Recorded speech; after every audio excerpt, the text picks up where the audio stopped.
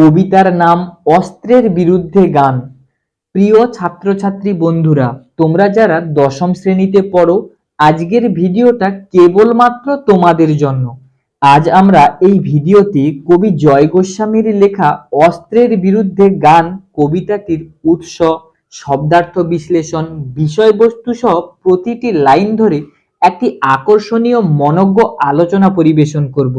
আজকের ভিডিওটা অত্যন্ত আকর্ষণীয়। তুমি যদি আজকের ভিডিওটা স্কিপ না করে একদম শুরু থেকে শেষ পর্যন্ত মনোযোগ দিয়ে দেখো, তাহলে 100% নিশ্চিত এই কবিতার বিষয়বস্তু খুব সহজ সরলভাবে বুঝে নিতে পারবে।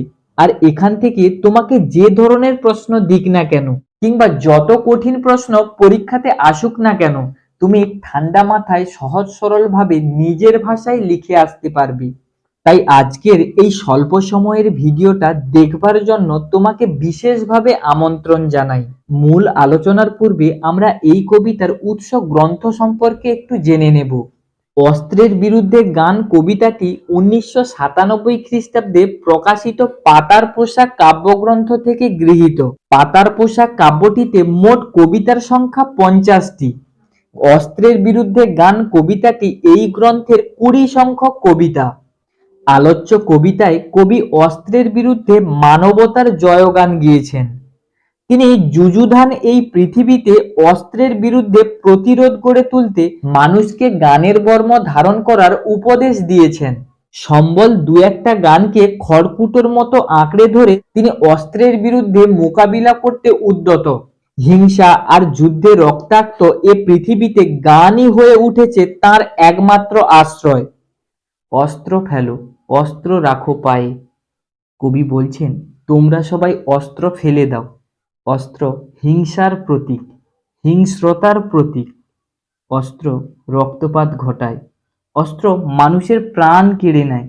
তাই তোমরা অস্ত্র ত্যাগ করো, অস্ত্রকে পায়ে সমর্পণ করো। এখানে কবি কিন্তু অস্ত্রকে কার পায়ে সমর্পণ করতে হবে সে কথা বলেননি। সেটা জানতে হলে এই কবিতাটি একদম মনোযোগ দিয়ে শেষ পর্যন্ত তোমাকে দেখতে হবে। আমি এখন হাজার হাতে পাই, এগিয়ে আসি, উঠে দাঁড়াই, হাত নাড়িয়ে বুলেট তাড়াই, গানের বর্ম আজ পরেছি গায়ে। প্রথমে তোমাদের জানতে হবে বর্ম কি। বর্ম হলো দেহের ত্বক বা চামড়া, কিন্তু কবি এখানে শরীরের ত্বক বা চামড়ার কথা বলেননি। এখানে অন্যরকম বর্মের কথা বলেছেন। একটু পরিষ্কার করে বুঝিয়ে বলি। তোমরা জানো, আর্মিরা মানে সৈন্যরা আত্মরক্ষার জন্য এক ধরনের জ্যাকেট পরে, যার নাম বুলেট প্রুফ জ্যাকেট।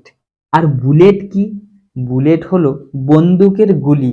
সেই গুলি থেকে বাঁচবার জন্য এই বুলেট প্রুফ জ্যাকেট পরে।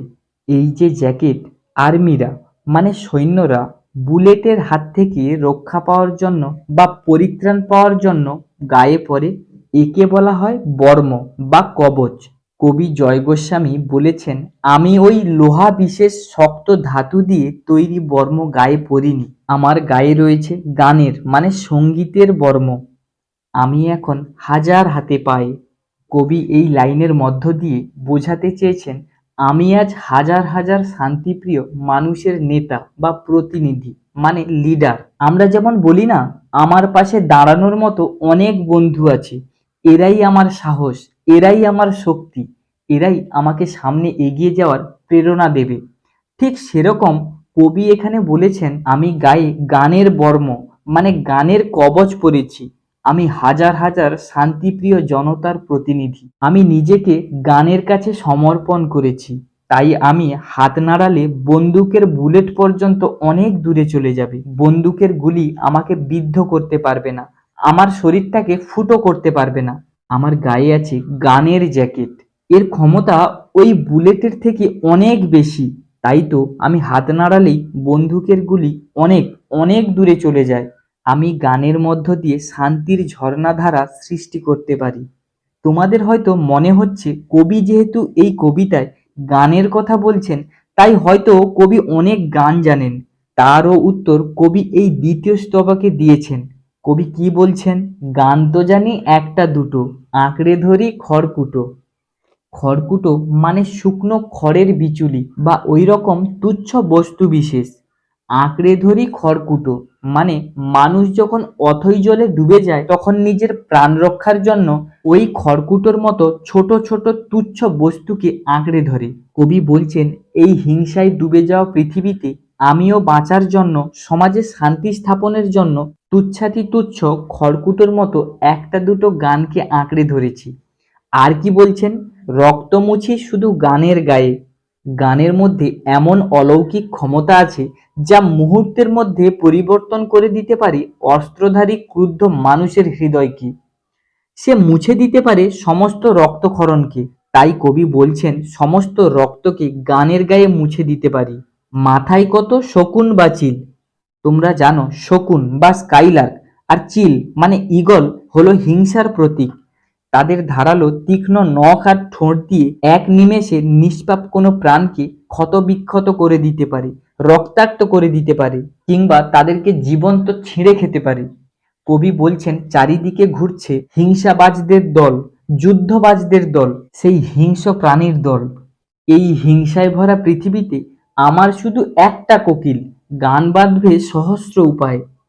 কবি বলছেন, এই অশান্ত হিংসায় ভরা পৃথিবীতে আমার কেবলমাত্র প্রয়োজন সঙ্গীতের প্রতীক হিসেবে একটা মাত্র কোকিল পাখি, যে তার সুরেলা কণ্ঠস্বরের দ্বারা সহস্র উপায়ে হাজার হাজার কৌশলে সুমধুর মিষ্টি মিষ্টি গান গাইবে।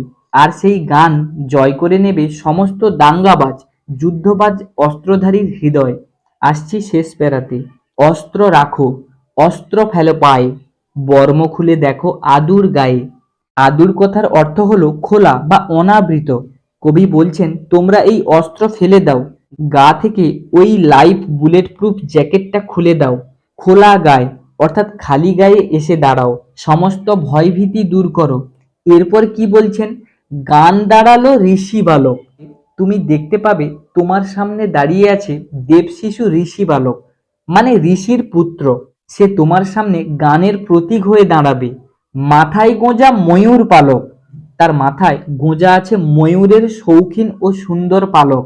তারপর তোমায় নিয়ে বেড়াবে গান, নদীতে দেশ গায়ে।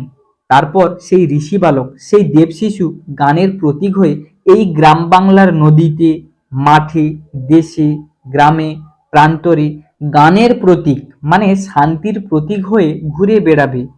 তোমরা ভাবছো, আচ্ছা আমরা না হয় ঋষি বালক কাদের বলা হয় সেটা বুঝলাম, কিন্তু এখানে এই কবিতায় যে ঋষি বালকের কথা কবি বলেছেন তিনি কি? আসলে কবি জয় গোস্বামী ঋষি বালক বলতে এই পৃথিবীর শান্তির প্রতীক, শান্তির স্রষ্টা, শান্তির স্থপতি বাসুদেব শ্রীকৃষ্ণের কথা বলেছেন। আমরা সকলে জানি বাসুদেব শ্রীকৃষ্ণের মাথায় ময়ূরের পালক গোঁজা থাকে। তোমাদের মনে হবে, আচ্ছা পৃথিবীতে এত দেবদেবী থাকতে কবি কেন বাসুদেব শ্রীকৃষ্ণের কথা বলেছেন? কারণ শ্রীকৃষ্ণ হলেন এমন একজন দেবতা যার হাতে কোনো অস্ত্র থাকে না, হাতে থাকে একটা মোহন বাঁশি, যিনি তার ওই মোহন বাঁশির সুরের মূর্ছনায় পৃথিবীতে শান্তির স্থাপন করেছেন। এই শান্তি স্থাপন করতে গিয়ে রক্তপাত ঘটাতে পারে এমন কোনো ধারালো অস্ত্র তিনি হাতে তুলে নেননি। তাই তো কবি বারবার বোঝাতে চেয়েছেন, অস্ত্রকে ত্যাগ করলে, হিংসা বিদ্বেষকে ত্যাগ করলে আমরা আমাদের সর্বকল্যাণময় ঈশ্বরের সান্নিধ্য পেতে পারি। তাই তো কবি কবিতার একদম শেষ প্যারার শেষ লাইনে বলেছেন, অস্ত্র ফেলো, অস্ত্র রাখো গানের দুটি পায়ে। কবি আমাদের সবার উদ্দেশ্যে বলেছেন, অস্ত্রের বিরুদ্ধে অস্ত্র নয়, হিংসার জবাব হিংসা দিয়ে নয়, বরং আমরা যেন অস্ত্রকে গানের পায়ে রেখে দিই, গানের পায়ে সমর্পণ করি, গানের কাছে আমরা যেন আত্মসমর্পণ করি। আমরা জানি অস্ত্র মানুষের হৃদয়কে রক্তাক্ত করে দিতে পারে, মানুষের প্রাণ কেড়ে নিতে পারে, কিন্তু গান মানুষকে বাঁচতে শেখায়, সমাজে তথা এই মহাবিশ্বে শান্তির স্থাপন করতে পারে, পাষাণ হৃদয়কেও বিগলিত করে শান্তির ফল্গু ধারা সৃষ্টি করে। তাই কবি বুঝিয়েছেন, আমরা যদি অস্ত্রকে রুখতে চাই তার বিরুদ্ধে একটাই ব্রহ্মাস্ত্র, সেটা হলো গান। আজকের ভিডিওটা যদি ভালো লাগে তাহলে একটা লাইক করো, আর চ্যানেলে নতুন হলে সাবস্ক্রাইব করো। আর এই ভিডিও দেখে যদি তোমরা মনে করো যে তোমরা এই ভিডিও থেকে উপকৃত হয়েছো, তাহলে এই ভিডিওটা তোমার বন্ধুদেরকেও শেয়ার করো, যাতে তারাও এই ভিডিও থেকে উপকৃত হতে পারে।